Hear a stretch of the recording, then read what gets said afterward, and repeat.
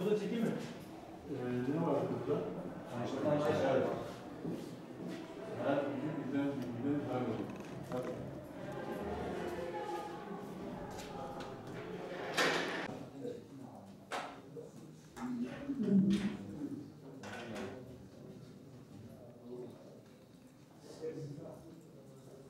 Tamam, iki önlüklü arkadaş.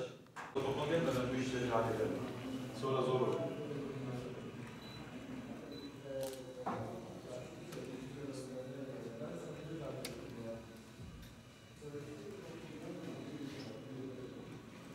Siz mi geliştirdiniz? Yoksa bunlar hazır şey? Yok, aslında bunlar hazır. Şöyle, bunların asıl kullanılma amacı bunları geliştirmektir. Evet. Bu gördüğünüz mesela ultrasonik sensör var. İşte altta infrared, yani sensör var. Bu sistemleri kullanarak özelliklere sahip. Onlar hep böyle bu şekilde küçük kitler sayesinde geliştirildiler. Evet. İşte biz de ona benzer. Şöyle. Ya burada amaç benim sevdiğim bir şeyler öğrenecek bir kaydı yok. Böyle. Şeyi de al istiyorsun arkadaşlar. Aynen. Tamam. Bu motor.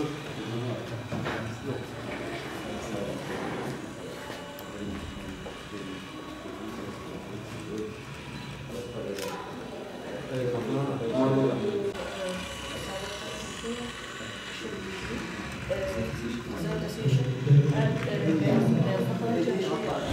Evet, şiddet atıyor, bu yüzden siyah Sen söyleyin bakayım mı? o ses dalgası döndüğünde onu hesaplayıp yönü değiştiriyor. Burada mı monte ediyorsunuz? Evet. Peki başka ne çalışmalar yapıyorsunuz bu sınıfta? Böyle şu şekilde. İsmim Yusuf Kaplan, fen bilimleri öğretmeniyim. Bu gördüğünüz bilim sınıfını Önder hocamız, müdür yardımcımızla birlikte 3 aylık bir süreçte oluşturduk. Bilim sınıfı konseptini oluştururken aynı anda hem araştırma geliştirme, hem robotik kodlama, hem de şu gördüğümüz alanda bireysel çalışma yapabilecek şekilde tasarladık. Sınıfımızda değişik masalar ve konseptler oluşturduk. Bir öğrencimiz aynı anda hem kimya, hem biyoloji, hem fizik, elektrikle ilgili çalışmalar yapabilirken aynı zamanda da robotik ve kodlama yapabilecek, bireysel çalışma yapabilecek. Burada yapılabilecek çalışmalara örnek verecek olursak kanla ilgili çeşitli analizler yapabiliyoruz. İdrar tahlilleri yapabiliyoruz mevcut malzemelerimizle. Onun dışında beton gibi ya da ahşap gibi yüzeylerde ya da yapılarda çatlak var mı yok mu onunla ilgili çalışmalar yapabiliyoruz. Gıdalarda bulunan hilelerle ilgili projelerimiz vardı. Bütün bu çalışmaları buradaki bizim sınıfımızda yapabilecek bir kapasitemiz var. Genel olarak işte sınıfımız 3 farklı kategoriden oluşuyor. Bir, araştırma geliştirmeye yönelik. İkincisi bireysel çalışma faaliyetlerinin yapıldığı. 3, robotik kodlama ve yazılımla ilgili çalışmaların yapıldığı bir konsepte sahip. Bu konsepti oluştururken biz Cumhurbaşkanlığı bünyesinde bulunan tabip projesine başvurduk. Konsepti beğendiler ve destekleme kararı aldılar. Bu kapsamda da 60 bin liralık bir destekle sınıfımızın oluşmasına yardımcı oldular. Kendilerine teşekkür ederiz. Zaten okulumuz olarak 3 yıl üst üste bilim fuarı çalışması yaptık. Daha önce TÜBİTAK Araştırma Yarışmaları Projesi kapsamındaki yarışmada Türkiye derecemiz var. Birkaç defa Malatya bölge finalinde yükseldik. Bir defa Türkiye finali ve birinciliği elde ettik. Bu konuda yaptığımız çalışmalar zaten somut örneklerle mevcut bulunmaktadır. Ülkemizin geleceğini inşa etmemiz açısından el birliğiyle çalışarak yeni nesilleri bilim üreten, icat üreten nesiller yetiştirmek olacaktır. Elbette biz burayı kurarken sadece kendi okulumuz açısından değil, aynı zamanda diğer okulların gelip buraya çalışma yapabileceği bir ortam olarak da oluşturduk. Hatta diğer okullar benzer bir sınıf inşa etmek isterlerse yine onlara biz yardımcı olabiliriz. Mevcut çevreden biz ziyaretçi alabiliriz, eğitim verebiliriz. Sadece kendi okulumuz için değil, aynı zamanda hem öğretmen eğitimi hem diğer okullardaki yetenekli öğrencilerin eğitimini de üstlenebiliriz. Ben Bilişim Teknolojileri Rehber Öğretmeni Mehmet Ali Bozkurt. Hepinize teşekkür ediyorum öncelikle. Sizlere bilim sınıfımızdaki materyallerden M-Block'la yani kodlama ile ilgili olan kısımdan bahsetmek istiyorum. Şu anda elimde bulunan bir Make-Block robotumuz. Bu robotumuzda 2 sensör ve yukarıda kodlama yapmamıza yarayacak bir entegremiz mevcut.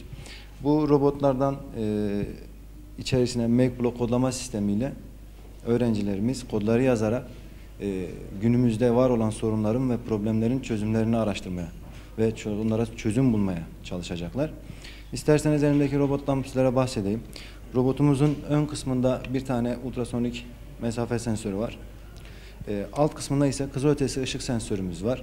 Bu sensörleri kullanarak öğrencilerimiz önündeki bir engeli görüp o engele çarpmamak için farklı yöne hamle yapmak isteyen bir araç tasarlayabiliyorlar.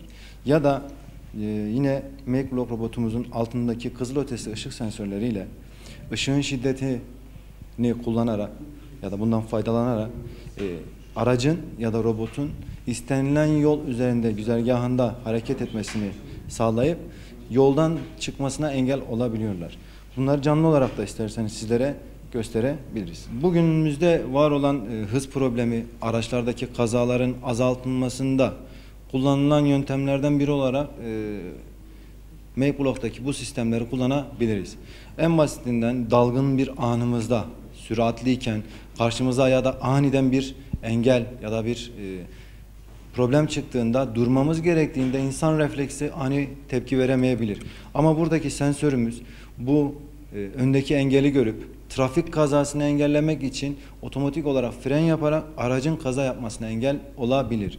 Ya da biz aracımızı kullanırken yine dikkatsizliğimizden ya da o anki bir dalgınlığımızdan yoldan çıkabilme ihtimalimizin önüne geçebilmek için kızılötesi sensörleri kullanabiliriz. Bunu daha da fazla geliştirip günlük yaşamda, evde, dışarıda, eğitimde, öğrenmeyi artıracak temalarda kullanma ihtimalimiz var. Tabii bunları öğrencilerimizin geliştirmesi ve bu alanlarda bizlere katkı sunması bizim en büyük arzumuz. 3 aylık bir çalışmanın eseri diyebilirim. 3 aydır bu bilim atölyemizi oluşturmak için büyük emek sarf ediyoruz. Öğrencilerimizin kullanabilmesi için bir bilgisayar laboratuvarı kurduk. Bilim sınıfımızın içerisinde var olan. Bu bilgisayarlarımızda öğrencilerimiz neler yapacak? Az önce sizlere bahsettiğim M-Block robotlarımızın içeriğine geliştirmek için kodlar yazabilecekler. Onun üzerinde Arduino'da kendi elektronik devrelerini hazırlayabilecekler. 3 boyutlu tasarım yapabilecekler. Ve bilgisayar üzerinde eğitimlerini arttıracak görsel, işitsel yani 5 duyu organına birden hizmet verebilecek dokümanlara, argümanlara buradan ulaşabilecekler. Adım Enes Matur. Geldiğiniz için teşekkür ederiz. Bilim fuarı ile ilgili projeler yapılabilir. Kodlama yapabiliriz şu kodlamalar. Yani daha kolay oluyor bilim fuarı ile ilgili projeler. Yani daha çok projelerle ilgili kişisel yapabileceğimiz şeyler var arkada. Şunları şu arabaların önlerinde kızılötesi ışık var.